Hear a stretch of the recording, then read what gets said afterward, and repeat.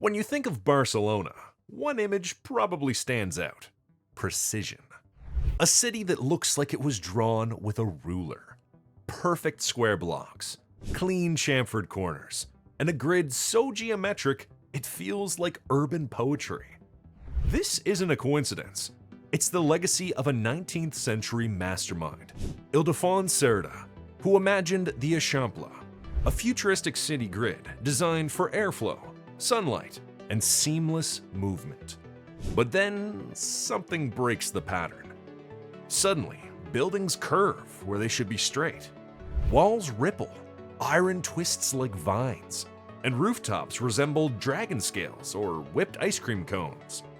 And at the heart of it all, a colossal spiraling basilica that looks like a Gothic forest frozen in stone. What's going on here?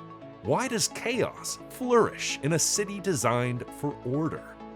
And how did this surreal vision give birth to a project that predates World War I and still isn't finished? Well, it all began with a mad genius and one of the most ambitious dreams in architectural history.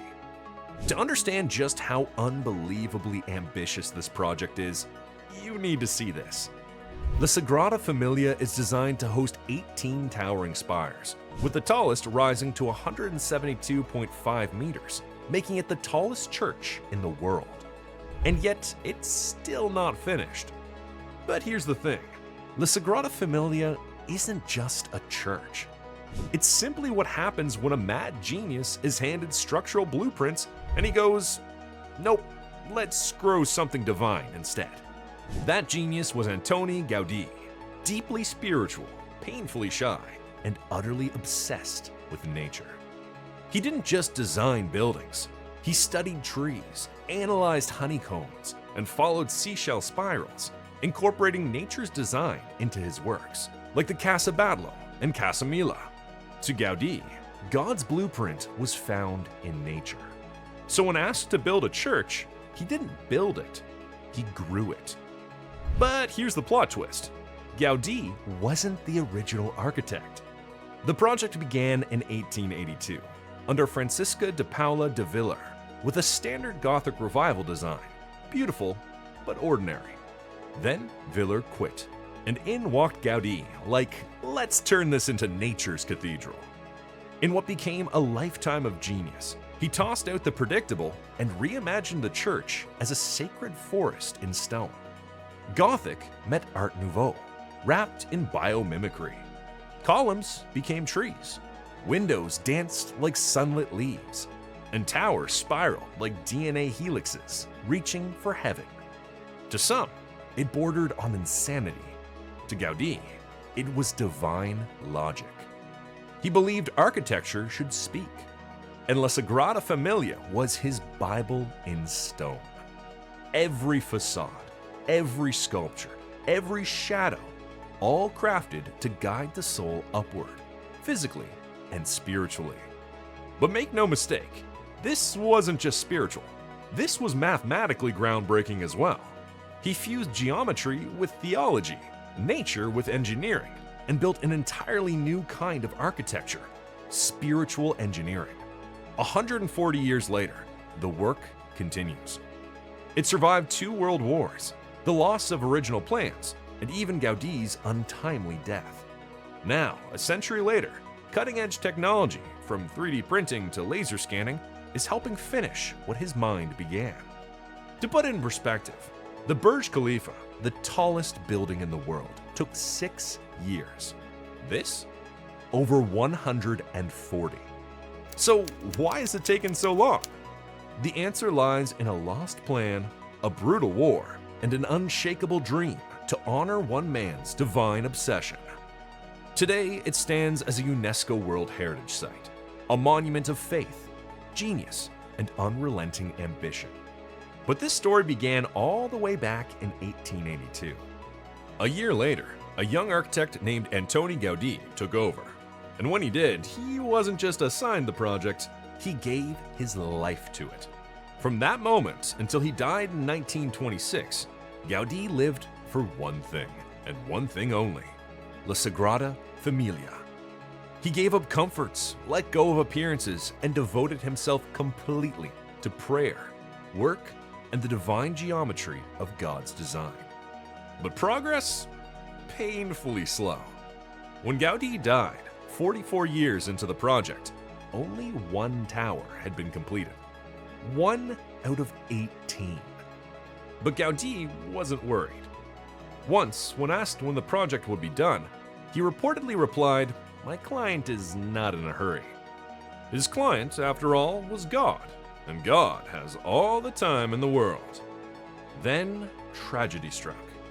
In June 1926, Gaudi was struck by a tram and died 3 days later. Just like that, the visionary behind the masterpiece was gone. And with him, so was much of the roadmap. But the real devastation came a decade later during the Spanish Civil War. In the chaos, anarchists stormed Gaudi's workshop. They burned it to the ground, destroying countless original sketches, models, and blueprints. Decades of brilliance gone up in flames. And what made it worse? Gaudi wasn't just an ordinary architect. He was an architect of gravity.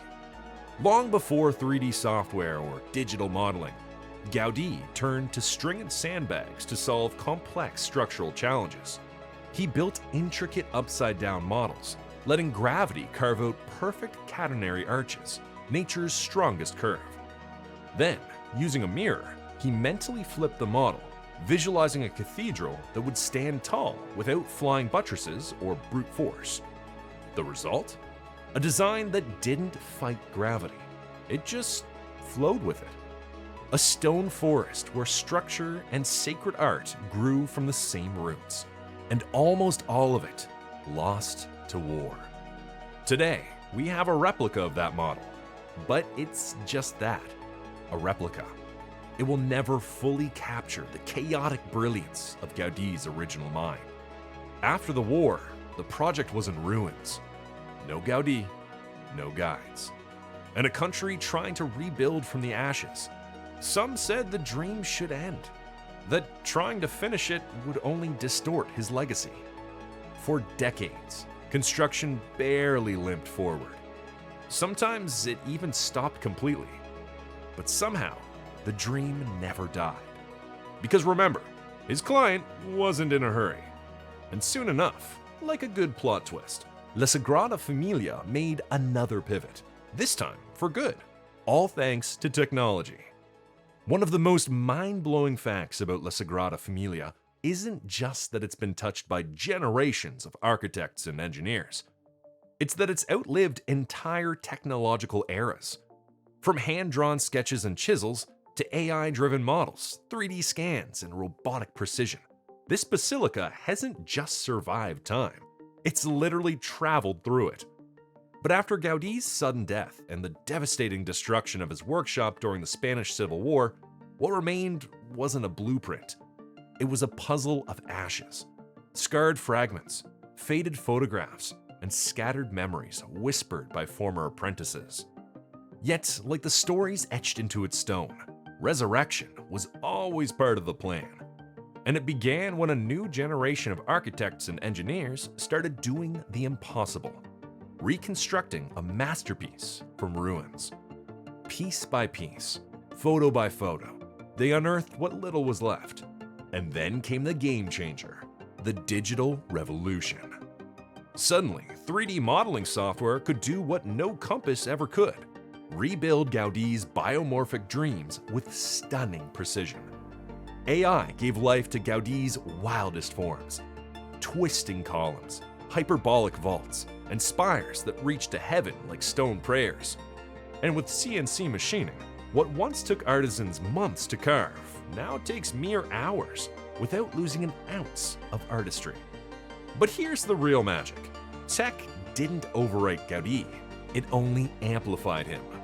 Nature remained the blueprint. Light was still the language. And stone? It was scripture. Modern innovation became a bridge, not a replacement, connecting a 19th century mad genius with 21st century tools. And slowly, in the most breathtaking way, his greatest work found its rhythm again. If there's one way to describe La Sagrada Familia, it's this.